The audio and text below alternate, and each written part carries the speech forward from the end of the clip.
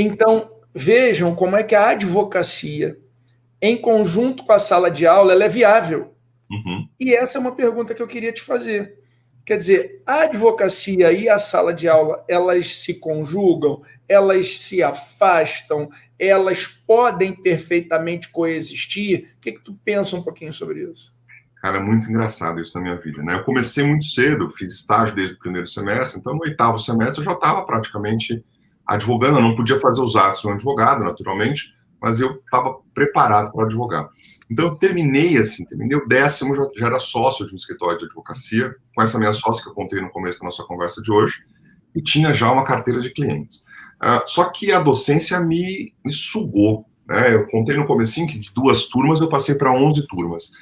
Em um ano, eu fui convidado para ser coordenador de estágio naquela faculdade, 1 ano e meio depois. Então, no primeiro ano eu fui professor, no terceiro semestre, então, né? Primeiro e segundo semestre professor, terceiro semestre coordenador de estágio, quarto semestre coordenador de núcleo de prática, quinto semestre coordenador de curso, sexto semestre de faculdade, eu já era diretor, então cresci muito rapidamente.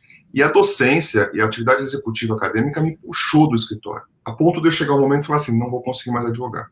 Foi um corte muito brusco para mim. Eu tive que fazer uma transição, deixar meus processos com um colega, tocar de perto e ver aquilo acontecer, porque aquilo foi um corte muito brusco. E eu fiquei um tempo afastado. Mas aí, quando eu mudei, teve um momento que eu saí da academia, eu falei, não, vou voltar para o meu escritório. Montei o escritório de novo, né? E aí eu falei o seguinte, decidi para mim, eu nunca vou deixar o escritório zerado. Eu sempre vou ter o escritório para tocar os processos e aí eu posso escolher o que eu quero. Eu quero mais isso, quero mais aquilo, eu advogo mais numa área, advogo mais noutra. Hoje, o meu escritório dá consultoria na área de direito do consumidor e tem uma coisa que eu gosto muito de fazer. Fui no Tribunal de Ética e Disciplina por 10 anos, na OAB de São Paulo. E hoje, fora da OAB, né, consigo advogar na área ética, que é uma área que pouca gente consegue advogar, ou que tem advocacia. Então, eu sou contratado para fazer sustentação oral no Conselho Seccional, sustentação oral no TED. Eu tenho uma advocacia que eu posso escolher. Também, depois de algum tempo, né, 20 anos, você pode falar, ó, isso daqui eu não faço, mas eu tenho um colega que faz para você. Mas isso daqui eu faço, eu gosto de fazer. Então, eu posso escolher o que eu gosto da advocacia. A advocacia e a sala de aula se complementam. Se você fica um acadêmico, puramente acadêmico, você não consegue entender o que funciona na prática, o que funciona só na teoria, né? É isso. É muito importante você ter essa prática da advocacia, porque senão o aluno pergunta, mas e se fizer tal coisa, não estava na teoria? A teoria eu não consigo explicar, né?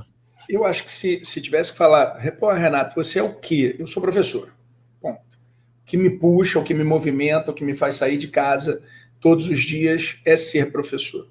Mas eu consegui notar que quando a gente se desapega completamente do cotidiano, por exemplo, estou no escritório agora, quando a gente se desapega do cotidiano de um escritório, sobretudo para quem ensina o direito, se desconecta da realidade. Não. Então, imagina, você está ensinando alguém e no tempo do mimeógrafo, a gente imprimia a petição na impressora matricial, né? Levava no Progé e protocolava, plec. Pegava uma via, levava outra via. Se eu aprendi o meu conteúdo lá e não vim acompanhando a mudança da vida, o que vai acontecer? Quando o cara falar para mim, olha, o PDF tem que ser baixa resolução, porque eu tentei protocolar no sistema do tribunal e não consegui.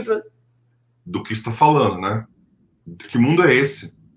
Então, a sala de aula, junto com o escritório de advocacia, e eu vou te dizer, eu sou 65% a 70% professor, me deu a possibilidade, o conforto de escolher o que eu ia fazer.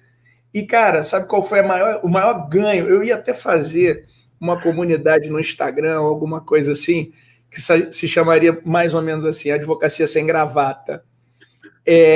Hoje eu consigo viver da minha advocacia sendo advogado de advogados, que é o que você faz. Uhum.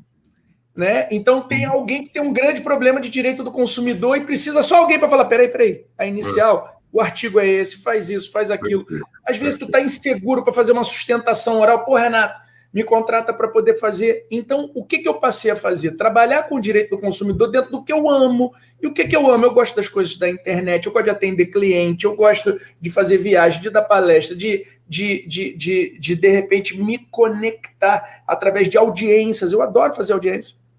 E hoje eu poder fazer audiência daqui do escritório, eu tenho agora um cabide aqui, que fica com a gravatinha, a camisa de cima, não sei o quê, e eu tô, nesse momento, olha o meu sapato.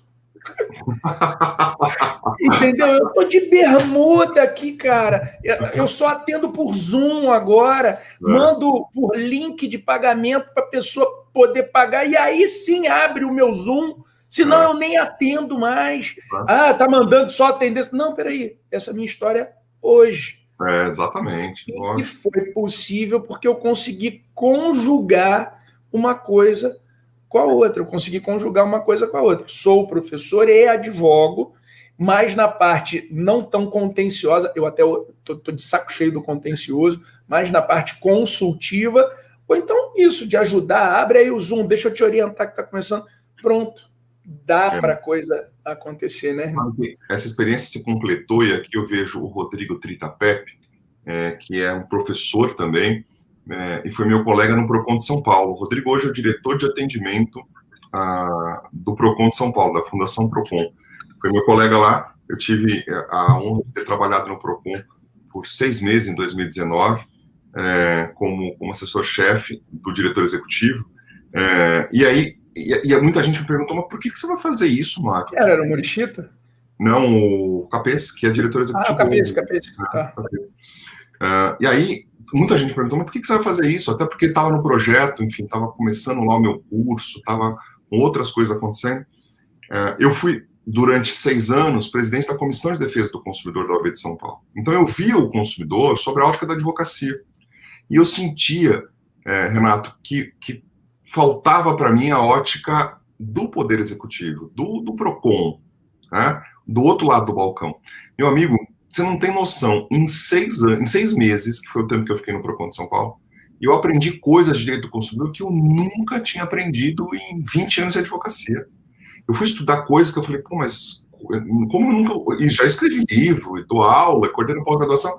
São coisas que a prática te dá, só a prática te dá. E aquela prática de balcão foi a prática que eu precisava ter naquele momento. Então, acho que essas experiências, você tem que ficar atento às oportunidades da vida, né? Porque, às vezes, você olha e fala o seguinte, não, estão querendo me contratar por R$ 1.500, mas, amigo, onde é?